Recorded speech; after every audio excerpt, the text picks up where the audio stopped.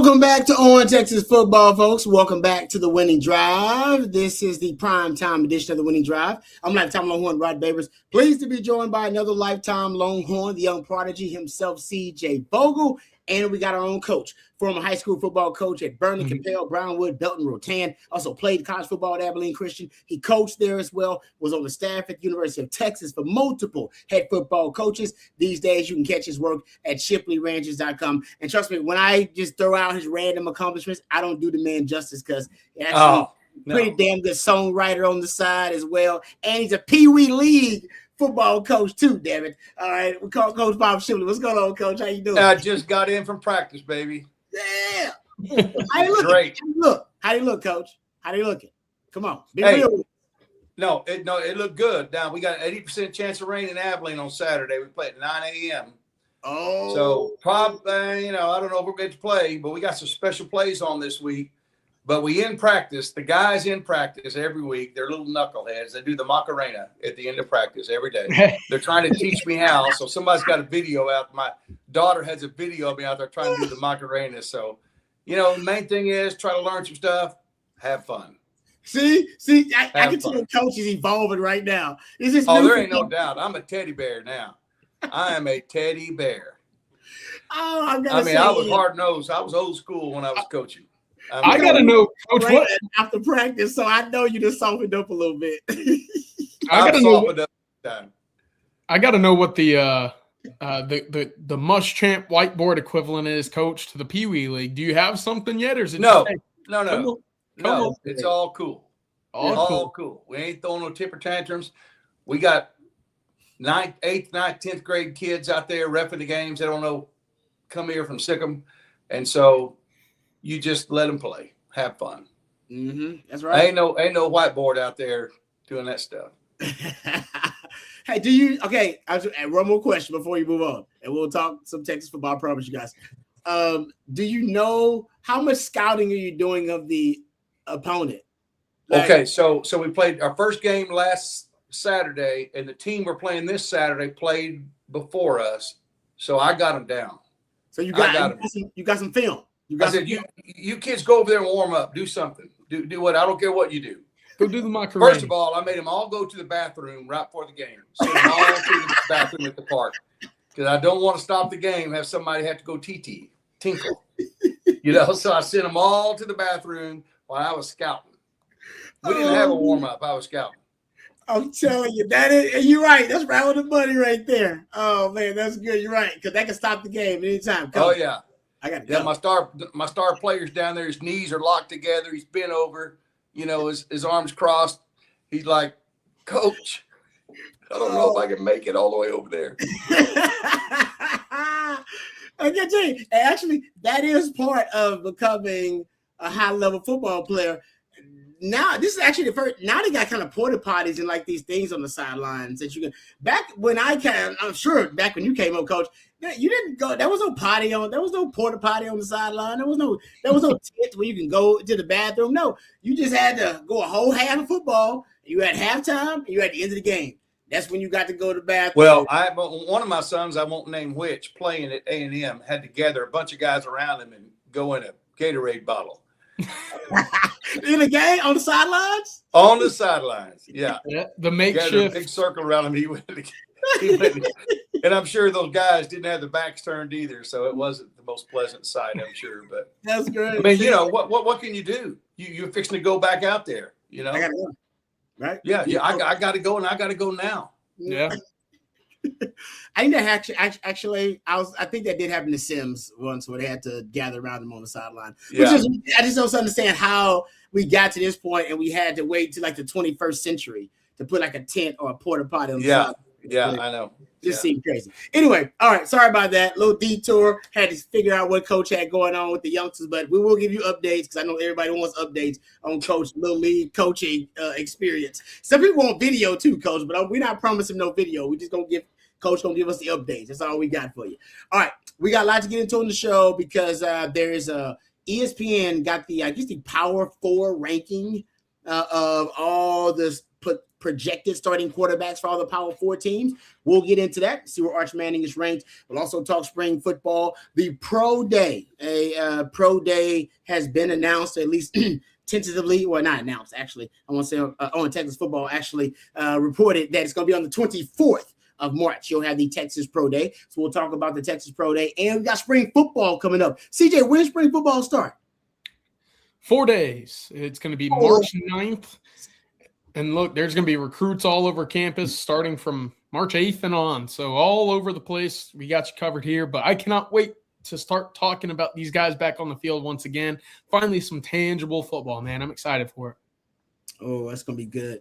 All right. And of course, you guys know how it works. Your questions, comments, throw them out there. We'll try to address as many of them as we can. Super chats always jump to the front of the line, and you can interrupt the show at any time. Just throw out a super chat, and we'll get to those as well.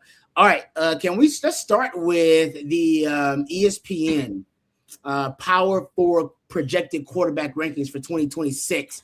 And I know there are a lot of folks out there, obviously, that want to know where Arch Manning is ranked. Shout out to my man, Blake Monroe, who I believe made this really cool graphic. So you know not only where Arch Manning is ranked in these ESPN Power 4 quarterback rankings, but also the projected starters for Texas' upcoming opponents in 2026. You see where they are ranked as well. That's why shout out to my man, Blake, did a really cool job with this graphic. The number one quarterback on the list, you don't see him here because Julian Sayin of Ohio State, who Texas will play this upcoming season and played last season as well. He's number 2 on the list. On the ESPN list, CJ Carr, actually of Notre Dame, is the number 1 quarterback on that list. Texas will play 2 and 3, Julian Sayin and Trinidad Chambliss on this list. And then Arch Manning is the number 4 quarterback to round out that top 4. Number 5, Jaden Mayava of USC. He's number 5 on the list. Just around the top 10, Dante Moore of Oregon, number 6 on the list. Drew Mestamaker, the Oklahoma State quarterback transfer from North Texas. He's 7 on the list. Gunnar Stockton, who Texas played last season for the Georgia Bulldogs. He's number 8 on the list. And Brendan Sorsby transferring to Texas Tech from Cincinnati, 9 on the list. And then Byron Brown transferring from South Florida to Auburn. He's number 10 on the list. But as you can see, it breaks down right there. All right, so I'll ask you guys, Coach, you first. Arch Manning, too low, too high on the list based on what we've seen and kind of based on the other his peers nationally? Yeah, I don't like to see him ranked at the top. Last year, Heisman favorite, all that stuff. I'm fine with him at number 4. Let him earn his way up. I would have him a little bit higher than that. But again, he was the man last year. And, we had a lot of struggles early in the season, first half of the season offensively. So, but I think Arch is solid where he's at. And I think he could only move up as the season progresses. I totally agree with you, Coach. And look, I think given what we saw over the last 6 or 7 weeks of the season, right, you could make the argument that Arch was one of the best, if not the very best quarterback in all the country. He took care of the rock. Texas was scoring more than they had at any point during the season. The rushing totals were there. He was evading sacks. He looked the part of the anticipation that was coming into the season. But then you had the first half of the season. It's like, okay, your numbers for the season aren't going to be justifiably in the position to beat out a Chambliss, a Sayin, who I think was around 72% completion on the season. Yeah. I do have some gripes about Sayin, however, but I'm with you, Coach. I think for now, going into the season right now, doing this on March 5th, probably a more than fair position to leave Arch in that 4th spot and leave some room to grow as we go into the spring and into the summer and fall.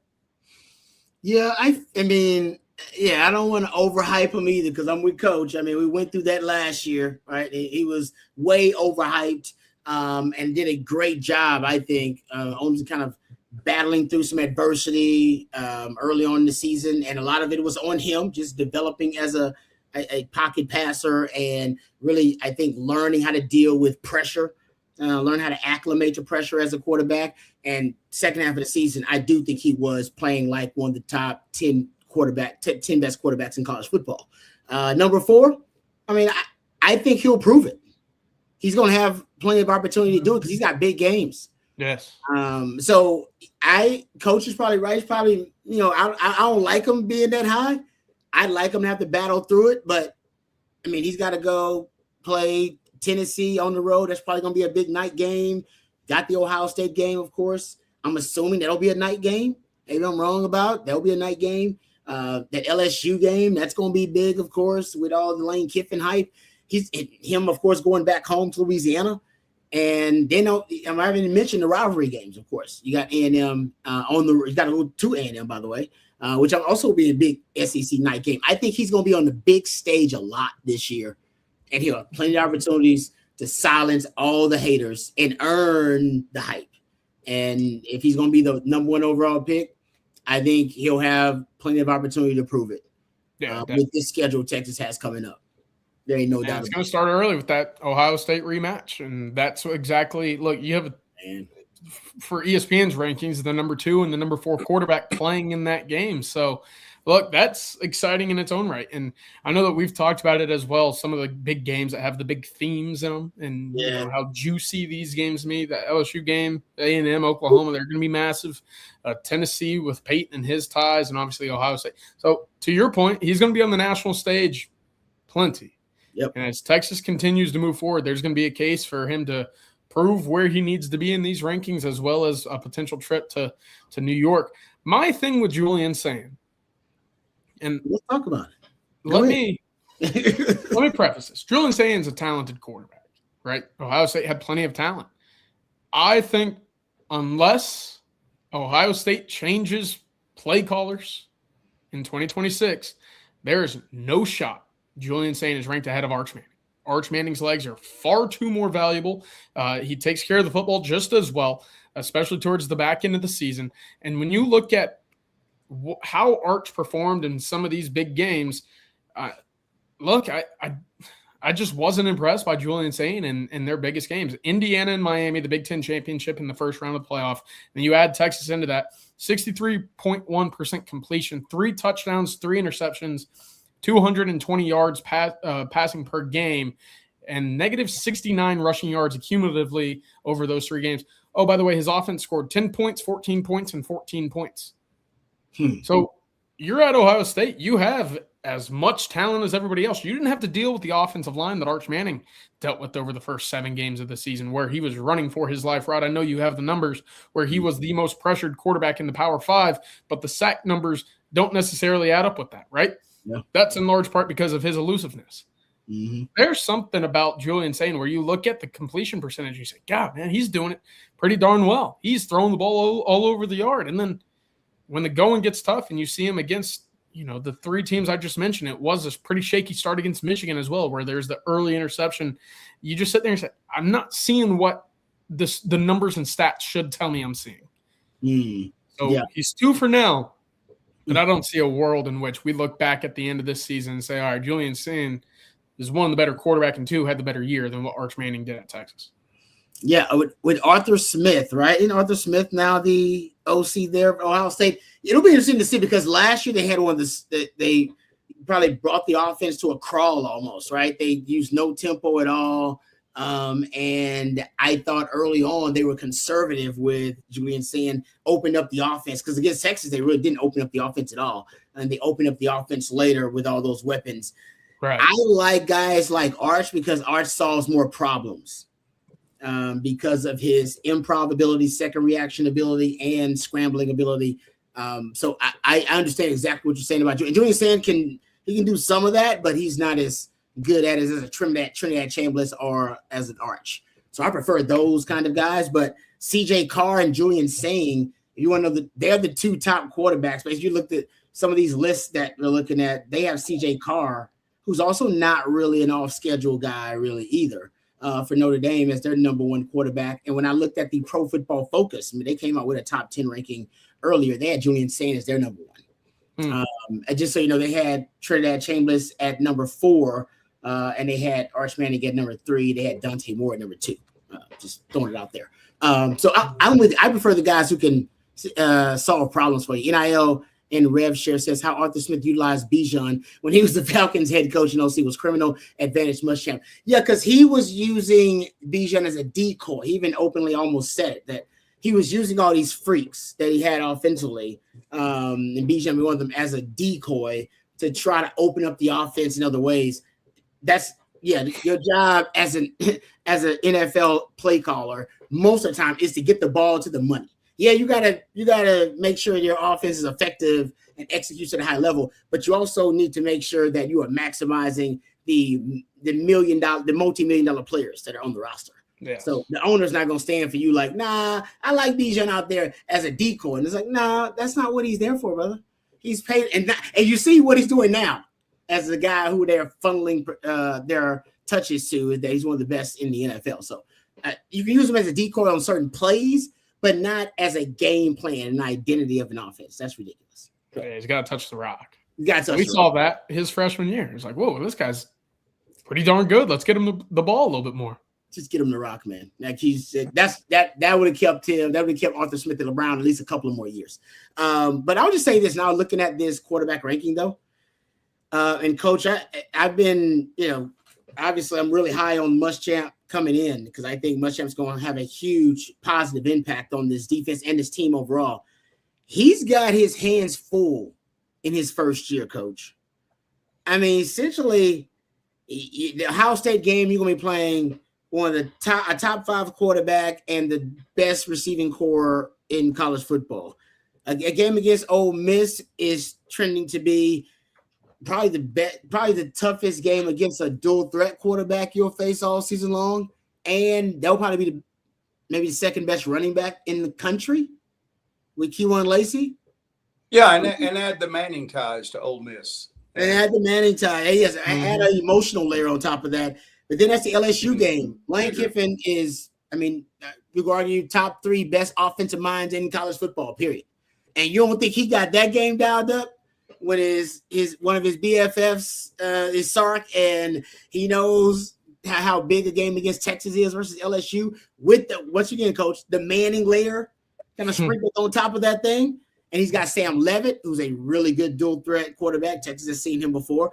Probably the best tight end in college football with Trudez Green. And LSU going to have some freaks at wide out. That's just the way LSU operates, period. Especially Lane Kiffin and LSU. Good Lord.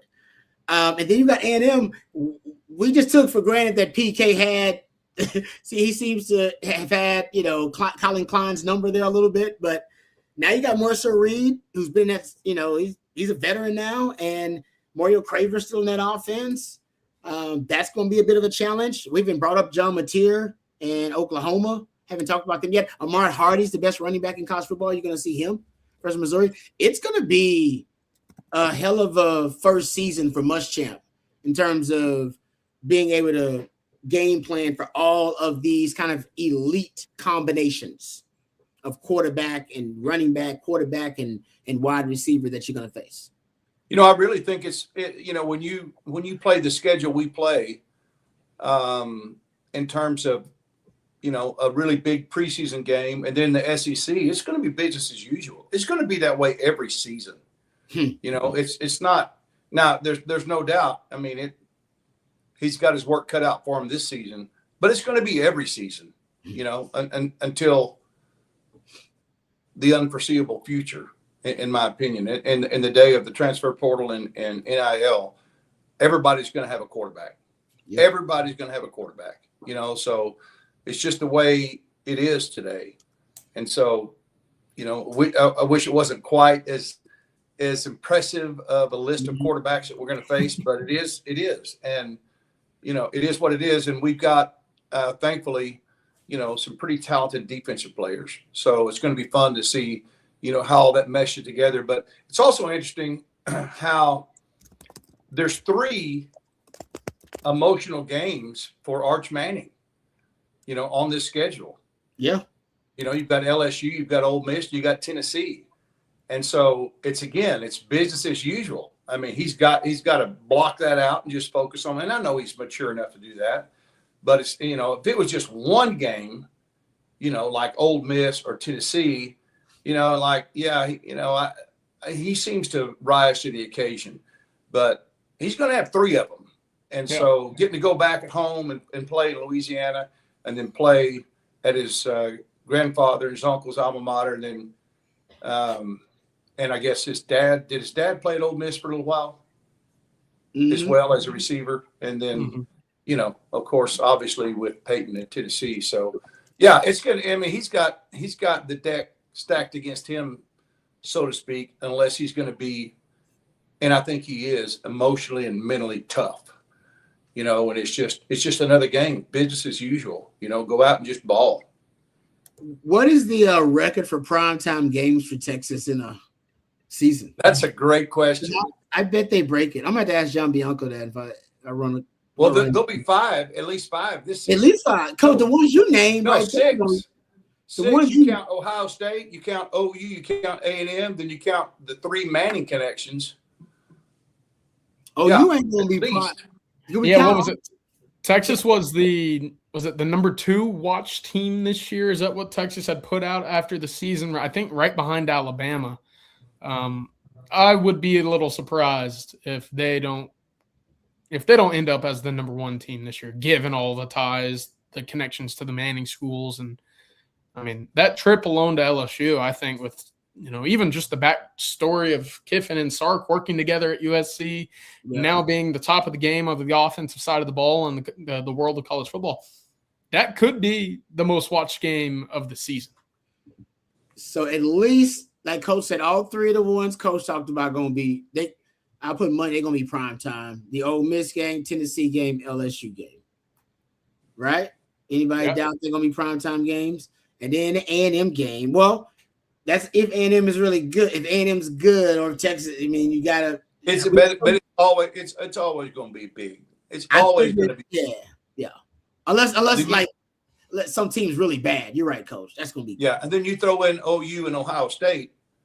Ohio State is the other one. You're right. That's 5. Because OU going to be at what prime? It's going to be at 6. You count OU at 6. Oh, you can't be. It can't be nighttime though. It can't be prime. You're right. Yeah, you're right. That weird time, but it still could be a very, very. Well, you're right. It can still be high number of viewers. Yes. No. No. It's definitely in terms of viewership. It's gonna be up there. I'm just talking about like literally nighttime SEC nighttime game, like not SEC, but Power 4 nighttime games. Has there ever been a Texas OU night game in recent history? That's a good question. I can't remember one. I mean, I've been following it, a long time, and I never remember a night game. 2:30, I think it's like a 2. It is like a 2:30. 2:30 is the latest I've ever seen it. I think that's the latest it's gotten. So you're right, Coach. It'll still be a highly watched game, of course. But I'm thinking about like how many night games, like night prime time night games Texas is gonna have, and I bet they have at least 5. Yeah, like 5 elite, right? Because all those games you talk about, Tennessee, LSU, Ole Miss, A&M, I would put in there. I'd put Ohio State in there, and then I don't even know the other. There might be some more in there too, just because it's down the line. I'm not sure how the other stuff's going to work out, but I bet those 5 will be nationally primetime games. All right, so I wanted to pull this up, the week by week games for each team. And where is it? Texas will play Ole Miss. That is week 8. Oh, okay. Arkansas, Texas A&M. That is Auburn, LSU. Kentucky versus Vanderbilt. LSU, Auburn. I can't tell. Mississippi State, Oklahoma. I would be shocked. South Carolina, Tennessee. Those are the games that week. Yeah. I would be absolutely shocked if that's not a nighttime kickoff at DKR. Yeah. That's the best game of the week by quite a while, right? What's the next one? Auburn, Oklahoma, Auburn, LSU. Absolutely, that game should be under the lights at Texas. Yeah. No, it's going to, like I said, so I think you guys got to get ready for them. Those are going to be night games. And it's going to be, obviously, Texas doesn't want a night game on the road in the SEC. No. That's not ideal because those are hostile environments, to say the least. But I think that's what you're going. That's LSU at night, Tennessee at night. Yeah, LSU doesn't play at home during the day, so they get the most night games of anybody. Yeah, so you better hope that that Archie is as good as advertised, because you're going to need him to be to win that many night games in the SEC. But you know what? Give Sark credit. This is kind of what Sark, getting back to it. You brought in Muschamp. You brought Mark Stoops in. Guy was in the SEC for how many years, Coach? Whatever he was. I don't know how many years he was in the SEC as a head coach of Kentucky, right? You talk about over a decade for that guy. And Jaluk, you've got at least 9 guys on the staff who can give you an informed analysis about what to expect. Because I think Texas did get they were a little surprised by Florida last year on the road. And everybody I talked to was like, oh yeah, of course, everybody knows that. It's a swamp for a reason. Mm-hmm. And I think Sark wanted to make sure that doesn't happen again. We'll be ready for those SEC environments at night, whatever they are now, because it's now part of our bloodline. We brought it in. Muschamp, Jaluk, those guys. So yeah. All right. Well, there you go. So I think Texas, Muschamp, I think is going to have he's going to have a hell of a comeback season, or at least a season. He's returned to Texas, because I think he's got some of the best offenses probably in the country to contend with. And I think I hope he's good against dual threat quarterbacks. Good point.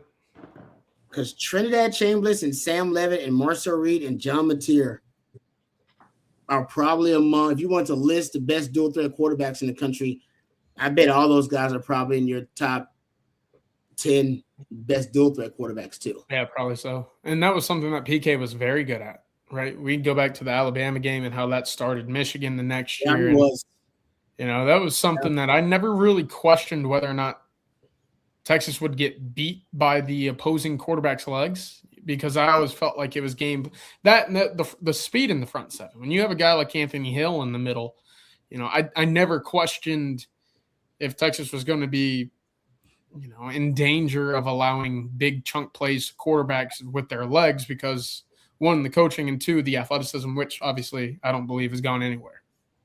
Yeah, he baked it in. He did a good job of baking that in. It didn't even feel like he was allocating or setting aside resources just for the quarterback. I almost feel like PK was baked into the defense really, really well, how he would manage dual threat quarterbacks. But with the athletes that Muschamp has, it still shouldn't be a huge issue, but it's definitely something that you got to pay attention to, because it's more than half your schedule is some of the top dual threat quarterbacks in the country. All right. Before we get to these super chats and the questions, let's thank our lead sponsor, our friends over at Von Lane, really quickly. We appreciate Von Lane and you, Will, as well. They do a great job of getting you from point A to point B, but also making sure they do it in the most luxurious fashion possible. They do a great job of making sure they keep you connected. They have Wi-Fi, they have complimentary snacks, beverages, and on select trips, you even have complimentary meals if you need it. But our friends over at Von Lane, they have made sure to tailor this experience to make sure that it is the most luxurious travel experience that you can have, the first-class travel experience on the ground, folks. You board in minutes at a private hotel terminal, selling to on just 22 oversized leather seats. Like I said, you enjoy complimentary Wi-Fi, snacks, beverages, and hot towel service. And right now they serve Austin, Houston, Dallas, San Antonio, Fort Worth, Plano, the Woodlands as well, Nashville, Memphis, Atlanta, and Knoxville. They have actually upgraded their entire fleet with Starlink internet to make sure that their Wi-Fi is as fast and reliable as possible. And also they're adding more and more cities to their list of cities they serve each and every day. Vonlane.com, VONLANE.com. And if it's your first time riding, use the code OTF26 at checkout. You'll receive $20 off your first ride with Von Lane. That's Von Lane, your private jet on wheels. And if you're traveling with a group, you can actually charter your own Von Lane coach, and you can design the trip from pickup to drop off. That's Von Lane, vonlane.com. All right, thank you very much to our friends at Von Lane. Let's hit a couple of questions here. 214 Hookham says, thank you for the super chat. We appreciate it. What you guys think about the Ole Miss Circus show? All right, for those who haven't heard, I'm sure that 214 Hookham is referring to the NCAA now fighting back, apparently, fighting back on the Chambliss ruling, where Chambliss was ruled eligible for an extra year of eligibility. The NCAA is appealing the Trinidad Chambliss preliminary injunction, which granted him eligibility for the 26th season. They have a 658-page filing that they have filed with the Mississippi State Supreme Court, asking the court to overrule the injunction and expedite their ruling, I'm assuming.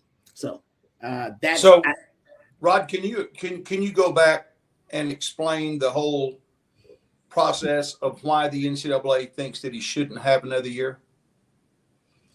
See, they basically, the NCAA is petitioning the court for, I hope I get this read right, interlocutory review of the trial court's order. Per the filing, if the courts can intervene in the NCAA eligibility decisions to provide special treatment to favored athletes, then the NCAA's ability to ensure fair athletic compensation in which all participants play by the same rules will depend upon the whims of basically whatever the court decides. So this will be a sixth season. So he had a red shirt and then a medical. He is saying that he was informed that his argument always was he was informed that he was going to redshirt by, I forgot, whatever, the junior college or the community college, wherever he was. Yeah. Right. That he was, they said, hey, we're going to he claims they told him we're going to redshirt you for this specific year. But apparently that's not the way that it was either filed with the NCAA or the NCAA did not classify it as a redshirt year. Yeah. And that I think that's the gist of it. But like I said, I could be off about the details, but I believe that's the gist of the argument that he was making. So his 2021 season was his redshirt year at Ferris State. He didn't appear in any games. Ferris State went on and won the D2 national championship that year. In 2022, he was expected to be the guy, I believe, for Ferris State. I think he only played in 2 games, but he missed most of that season with like chronic tonsillitis. So, obviously you're hamstrung in that regard. But in the eyes of the NCAA, there wasn't enough proper documentation, I believe, at the time to prove that that was the case for him, as well as why a medical red shirt should have been approved and applied to his 2022 season. So in 23 and 24, he ends up playing the entire season. And then in 25, he transfers to Ole Miss and breaks out. So he's fighting to get back that 2022 season where he was what he believes to be medically ineligible, a medical red shirt, whatever it is, to get that eligibility back in NCAA, which if I'm an Ole Miss fan, I'm pretty pissed off because we've seen how many of these legal battles over the years and how many of them, are basically you appeal and the higher court says to hell with the NCAA, and the NCAA just kind of rolls over and says, oh man, like we tried our best. Now all of a sudden the NCAA has a spine and they're saying, nah, sorry, Ole Miss. We're coming for you in Trinidad Chambliss. Yeah. I'd be pissed, man. That'd be really making me mad. Well, here's the question. Was a judge an Ole Miss graduate? Yes. Yes, that is true. Well, there you go. I mean, that's a little bit of bias there. At least, let another judge rule on it, maybe. But I mean, I guess the judge could have recused himself and said it's a conflict of interest. That's what he should have done. Yeah, probably. Well, you got to do that anytime you go to jury duty, right? You have bias towards one of the parties. Hey, I got to recuse myself. So I do think ultimately he's gonna keep the extra year. I do. I think he's gonna get it. I do too. And only because the courts don't like the NCAA. Like I don't care where they end up in court. It could be because of an injunction, or it could be because of and some whatever it was, some lawsuit of some kind, some litigation. But they lose in the courts a lot, especially with the big profile, high profile cases. But this situation is a little bit extreme. There's no doubt about that. Yes. Alan brings up a good point. Mississippi State does not care. And I don't know how familiar y'all are with the new House bill that's trying to get passed in the state of Mississippi, where they would exempt NIL earnings from Mississippi state income tax. So anybody enrolled at a university or a state school in the state of Mississippi don't have to pay state income tax on it. So that tells you how seriously they are about trying to play this game and compete against everybody else. Yeah. I mean, they're basically looking at, Texas doesn't have a state income tax. They're looking at states like Texas and going, hey, man, they got a little bit of advantage than some of these other states. So they're going to do that too. I know Arkansas does that already. Do it really? Arkansas, didn't Arkansas just sign the Tyson Foods deal? 5-year deal. 5-year deal with Tyson Foods. I've been waiting on that. I swear. How many times TJ have said, dude, why can't Arkansas get some of this Tyson Foods money or this Jared Jones money? Walmart money. Thank you. There you go. So the Tyson Foods, if I remember correctly, when Arkansas hired John Calipari and Musselman went west to USC, Tyson Foods was a big piece of saying, hey, you will have all the NIL backing that you need, Coach Cal, if you come to Arkansas. And as we've seen it, they constructed a pretty good team that we watched last night, right? Put down the Texas Longhorns by quite a while. So Tyson's Foods is they're putting all the tenders on the table right now for everybody in Arkansas. They're playing the game.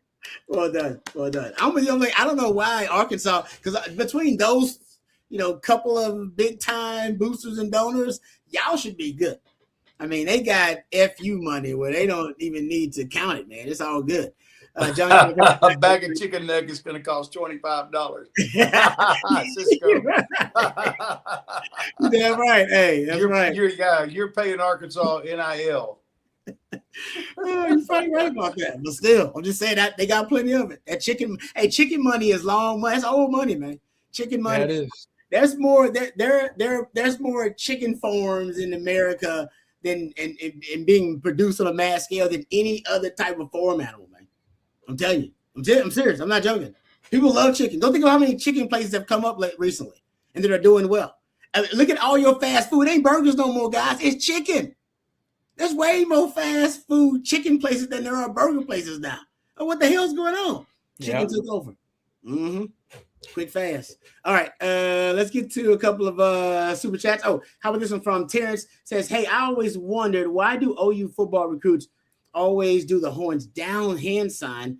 I think it's way past silly looking.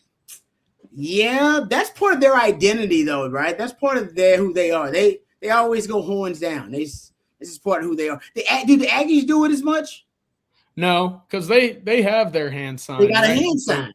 Boom. They go up there, they do the thumbs up deal, and Oklahoma fans probably never truly adopt it, or at least they don't have publicly. They'll never admit it that the horns down is their go-to hand signal. But in every photo, whether they play Texas or not, whether Texas is mentioned, what's the one thing you see? The horns down. And so also, and it was like this with the previous staff a little bit. I'm sure it's kind of the interpersonal staff rivalries for recruits. Anytime you're duking it out with Texas, it's always fun to say, hey, we have the upper hand right now. We're going to make these kids put down the horns down as a result. And I know that there have been recruits in the past. God, I couldn't tell you names, but I know that there have been several instances of recruits being recruited by Texas, being recruited by A&M, and being recruited by Oklahoma, where they go on recruiting visits to either one of the schools. They get in the jersey and, they get all the coaches around them for the photos, and coaches say, all right, time for the hand sign or whatever. And, for Oklahoma fans, it's always the horns down. And recruits say, hey, anything else? I'm still being recruited by them. I still like whenever they pick up my phone call, I still like going to their campus. Let me come to a decision. And if I end up at your school, I'll do it all day long.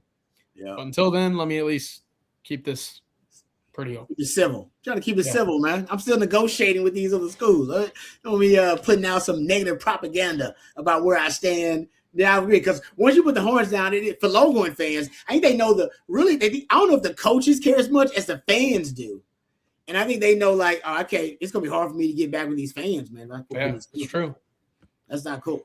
So I get it. Like I said, Oklahoma, I got no problem with the horns down. I love when schools do it. I love when opponents do it because everybody knows what it means. There's no Yeah, there to me, there's no miscommunication about when you see horns down. You know exactly who they're trying to disparage. It's like, oh, they're trying to disparage the Longhorns. Well, yeah, and they're playing other teams, and they're still doing horns down. Yeah, and it's like, but it's like us against the world. I like it. I'm not mad. I'm never mad about it. Some people hate it. I never hate on the horns down, man. I never hate on it. I think it's great marketing. It's just free marketing for Longhorn fans out there. But thank you, Terrence. We appreciate the super chat there. All right. I got a couple of questions I want to ask you guys about spring ball, because spring ball is coming up fast. Actually, as CJ said, less than a week. Got 4 days till spring ball officially starts. What's the checklist? What is the spring ball checklist, and what are the top items on it for Texas football during the spring? Like, what do you need to get accomplished during the spring? What is it? Good question. Right? What's the check? What do you got at the top of your list, Coach, for the spring ball this year? Look at the specific team. I think it's defense. I think it's Muschamp's defense. Man. And the level they're going to play at, and the position he's going to put guys in to be successful. Arch is going to see a lot of stuff. He's going to see a lot of stuff this spring from this defense. So for me, it's defense. And if I had to say offense, of course, it's the offensive line gelling, coming together and being good. That's big. But to me, on offense, the X factor is the tight end. Who's that going to be, and what's his role going to be? I think we know who it's going to be. But is he really going to be an X factor on this offense? Because we've got the wideouts, we've got the running backs, we've got the quarterback. Yeah. The tight end is the X factor on the offense for me. That's good. I like that a lot. And Coach, I'm with you. The Muschamp defense, how deep in their bag can they get in 15 practices? I guess is kind of the bigger piece for me, because we hear about it pretty often when coaches get familiar, or they're around for 2 or 3 years. You have everything that you want in your repertoire, in your play calling bag. So how quickly can you get for that first marquee game against Ohio State? That starts in the spring. I want to hear about the safeties. I want to see who steps up in the safety room. Because look, Jonah Williams is going to be juggling baseball, right? Zealous Hicks was in a boot. Xavier Philsami had shoulder surgery. There's going to be opportunity there for someone to kind of separate themselves and put them in the same conversation as a Jelani McDonald. Who will that be? I think is a big question. There's plenty of talent. There's going to be plenty of competition, but Texas didn't go to the portal for safety help. Tells you that they like what they have there. So who will be someone that separates in that room? That's one of those positions that you got to figure out, especially against a high-flying vertical offense that we think of. This offense will be in spring ball. The secondary feels like this is a big spring for the secondary. I feel like other than O-line on offense, because Coach is right, the chemistry with that group, because you brought in a lot of new pieces, you're moving pieces around there. And you got some guys, that are going to be limited because of injury, that kind of stuff. O-line and what they find in terms of the amount of cohesion, how many guys that earn the trust of the coaches with that group is going to be important. But secondary, because you still don't know, at least we're not sure if you are looking for somebody that's going to play the corner or somebody that's going to play the nickel. You're looking for somebody to win a spot, or at least to earn some snaps at either one of those spots in the spring. But I'm not, because you got Cade Phillips, you got Grayson Littleton. Right, and Grayson Littleton can play the nickel, or you can play the corner. Man, you brought in Bo Masco. How those guys work out, who's going to play what? I think it's going to be really interesting. A lot of discussion: could Bo Masco play the nickel? Could Grayson Littleton move out to corner?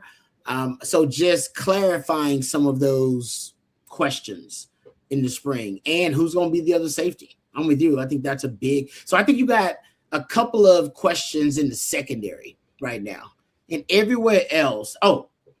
Pass rusher opposite Colin Simmons. Who's your second best pass rusher on the team? I don't even know if we know that. I want to say Lance Jackson, but I think this team would be best off with a Zena taking that step because of his ability to play the run. And I said this earlier. Year 3 and 4 is kind of where we heard a lot of Barron Sorrell. Obviously, he played as a freshman, he played as a sophomore, but when he took that step and became, someone that you relied upon and had no questions whether or not he could play the run or play the pass, it was kind of that year 3 going into year 4 for Barron Sorrell. That's where I look at for Zena and say, okay, if he can follow on that track, that would be fantastic for Texas. Ethan Burke, very much the same. What was his breakout game? Is against Alabama. That's year 3. Right. So for Zena, who got to play as a freshman, saw more time as a sophomore this year, that's a guy I look at and say, hey, it's time to really step up because you have a straight path to the field and you play the run very well. Now it's time to add to that passing game, and going against Sayin and Trevor Gooseby, it's a great chance to refine your pass rush moves and get up to that level that Texas needs you to be at. Yep. That's a good one. I like that. Coach, I love what you said too, because you brought in proven commodities everywhere. Arch is already proven, but you brought in Cam Coleman. Ryan Wingo was your number 1. Now he kind of bumps out to be your number 2 receiver. You got Emmett Mosley. You brought in Smothers. You brought in Malik Brown. And tight end's the only position right now, skill position-wise on offense, where you don't have a proven commodity. You brought in Masunas. Yes, you got Nick Townsend, who's an athletic freak of nature. Jerry brags about him all the time, and I know we know Sark likes him because Sark has kind of dialed up specific little concepts just for Nick Townsend, and they were playing Nick Townsend early this season, so they like him. Is it as simple as Nick Townsend is going to be the breakout candidate at tight end, period, or it's just one of those weird years where tight end in Sark's offense isn't showcased like it's been in the Gunnar Helm, JT Sanders years. And I almost feel like that could be the case. Now, I'm not saying that you won't have the tight end making plays, but I don't know if you can get the features, the feature tight end like you had in the Gunnar Helm, JT Sanders days, just because of how the weapons you have now on offense. And well, I think if Sark's offense is going to hit on all 8 cylinders, the tight end has to be a big part of that. So we're assuming it's going to be Nick Townsend, and I just don't see the tight end position in Sark's offense taking a secondary role. I think when we're at our best, we've got a tight end that is a weapon that is used. And so if Nick's the guy and he can step up and do it, that's fine. But for us to be a complete offense the way that we feel like we can hit on all 8 cylinders, we've got to feature a tight end. Yeah. No, Sark says it's the second most important position in his offense behind quarterback. So Sark ain't going to let it go to take a back seat either. But I do wonder how he's going to feature. But I would say Nick Townsend is a different type of athlete, and maybe he uses him in a more, exotic role. Sometimes as a fullback, sometimes as an H-back, sometimes as that, that move tight end. I think he's a guy, man, you ready to move around a little bit, and maybe we just see a new dimension. Right. Sorry, tight end that we haven't seen in recent years. All right. We got a couple of questions. I know we're getting close to the end of our live streams. We'll get a couple of questions in here. And I got a couple of questions, but how about this one from Jose says, CJ, at what point does Texas move on from recruits that show little to no interest to Texas? No shade at Brewster, but if he's showing no real interest, why not move on and spend the money on someone else? Yeah, no, great question. Because look, new OTF team member Hank South talked a little bit to Jaylen Brewster. He's the number 1 defensive lineman in the country out of Cedar Hill, currently committed to Texas Tech at the moment. And, when you play the game of recruiting, you keep your visits, you keep your intel to yourself. It plays towards the advantage of negotiations. But to the broader question, look, there has to be interest one way or the other for Texas to continue to pursue you, right? More times than not, Texas doesn't have a chance to pull a kid into the class unless that kid visits campus. And what does a visit to campus mean? Well, at least a smidge of interest. So if Jaylen Brewster never shows up in the spring, I have a hard time saying that Texas will receive an official visit. And at that point, I think you're going to see Texas completely move on elsewhere. Now, if he does show up, that tells you that it's game on. That tells you, okay, he's interested. He is wanting to at least reciprocate a little bit of interest for the Horns and their staff. That is the green light to go all in. And obviously in today's day and age of NIL, that can mean a lot of things, a lot of green things, if you get what I mean. So it all starts with the interest back from a kid. If by, basically the end of spring is kind of where I look at it and say, if you don't have a kid on campus, you're probably going to be out of that running unless it's a late offer or something that emerges much further on down the line that then kind of resurfaces during, August or the season. Yeah, that's going to be a tough one because Brewster, being from Cedar Hill, obviously Joey McGuire put Cedar Hill on the map. Yes. And so that's where he earned his reputation as a head coach, is at Cedar Hill. And so he has that inside connection with Brewster that Texas doesn't have. And obviously Tech has the money, to pay him. So the money plus the Joey McGuire Cedar Hill connection, it's going to be a really tough one to beat. Good point, Coach. Damn, that's a good point. All right. Thank you for that question. We appreciate it. Let's thank our friends over at Hayes City Store before we get ready to end tonight's live stream. Hayes City Store, a great place, folks. I've been there myself several times, but there are very few restaurants that you go to that immediately it's a very special place. That's what Hayes City Store brings to the table. It's scratch-made Texas comfort food. They've got famous truck stop enchiladas, award-winning chicken fried steak, homemade desserts, all of it absolutely delicious, and all of it made from scratch. Also, there's live music 6 nights a week with 50 beers on tap, ice cold long necks, tasty margaritas. I'm a big fan of their margaritas as well. There are 11 TVs alone in just the ice house, perfect for game days, for college football, for the NFL. And even if there's you hanging out on Sundays, they have brunch served from 10 a.m. to 3 p.m. every Sunday. Hayes City Store also is dog friendly, kid friendly. They got a huge tree net for the kids to run around on, lots of space for you to bring out the entire family. So join the folks out at Hayes City Store. Bring the whole crew. For more information, check out the website at HayesCityStoreTX.com. That's HayesCityStoreTX.com. Hayes City Store, it's uniquely Texas. And thanks, of course, to our lead sponsor, our friends at Von Lane. We appreciate them as well. VonLane.com, VonLane.com. If you're still taking those shorter routes in between major Texas cities for meetings, for business conferences, or you're driving yourself, which can also be a bit of a hassle. It can be very stressful dealing with traffic and dealing with road rage. You don't want to have to deal with all that stress, folks. Let our friends over at Von Lane take you there in style, delivering a first-class travel experience on the ground. You board in minutes at a private hotel terminal. You sell into one of just 22 oversized leather seats. You enjoy complimentary Wi-Fi, snacks, beverages, and hot towel service on every trip. And on select departures, Von Lane also offers complimentary meals. Also, they have upgraded their entire fleet with Starlink internet, so their Wi-Fi is even faster and more reliable. They serve currently Austin, Dallas, Houston, San Antonio, Fort Worth, Plano, the Woodlands as well, Nashville, Memphis, Atlanta, Knoxville. And if you're traveling with a team, you can charter your own Von Lane, designing the trip from pickup to drop-off. Visit VonLane.com. That's VonLane.com. And if it's your first time riding, you can enter the code OTF26 at checkout to receive $20 off your first ride with Von Lane. That's Von Lane, your private jet on wheels. Thank you very much to our friends over at Von Lane for sponsoring our Thursday live stream here on The Winning Drive. All right. One other quick little nugget of news. Texas Pro Day coming up March 24th. Just want to let folks know about that. And of course, we'll have you, we'll keep you up to date on everything happening with the Pro Day. Let me ask you this, guys, before we get out of here with the Pro Day coming up. It'll be the most important Pro Day for who? For blank. You fill in the blank. CJ. Yeah, Ethan Burke.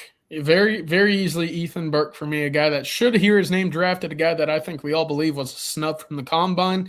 I think he's going to put up some big numbers at the Pro Day, and it's a great test, obviously, since he did not get a chance to do so at the combine, to put up numbers in front of a number of head coaches, general managers, big-time scouts and coaches in Austin. That is my pick, and I think, again, as a result of that showing, he will hear his name drafted in the NFL draft coming up. Ooh, you're predicting that he'll perform so well at pro day he'll get drafted.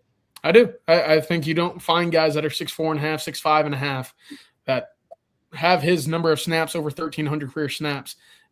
Played the edge position very well against a number of top elite programs in the country. I think he's going to hear his name drafted, but again, a bit of a shock he wasn't invited to the combine. It was surprising he wasn't invited to the combine. I got to go get the numbers. I'm going to do the research, find out what the rate is of guys who don't get invited to the combine yet still get drafted. Which obviously, I'm sure it's a pretty high rate considering it can't invite everybody to the combine. But yeah, Ethan Burke, that was a surprise.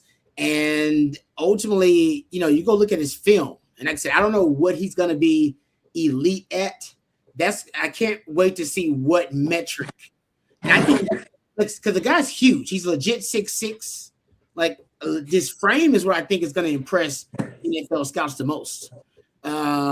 But he did make plays in big games. Alabama made big plays in that game. A&M got blocked kicks. So, and if you go look at one of the freakiest stats I found about Ethan Burke was his run stop rate actually was third best in the country among all defenders.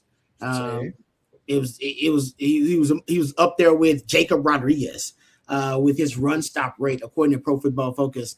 He was really good against the run. One of the best Texas defenders against the run that even in the PK era period. So we'll see. I like your prediction though that he could end up getting drafted. He's going to do something freaky at the pro day, but I think he's definitely got the most to gain at that Texas Pro Day by the Texas players. All right. Thank you, CJ. We appreciate you. Thank you as well, Coach. Appreciate all of your wisdom and knowledge. Appreciate all you guys for watching and for listening. Thank you to our sponsors. Thank you to Von Lane. And thank you as well to our friends over at Hayes City Store. We appreciate all you guys and your super chats. If we missed any of your questions, please direct them to the gentleman at Coffee and Football bright and early tomorrow morning. That'll be Bobby Burton and Jerry Hamilton. And of course, we'll also have your Friday live stream. That'll be at 3 p.m. tomorrow, 3:15 tomorrow. And I'll be a part of that. I'm sure Jerry's going to jump on there as well. And some other members of the OTF gang. For CJ and for Coach, I'm Lifetime Longhorn Rod Babers. Until next time, hook 'em horns. Hook 'em.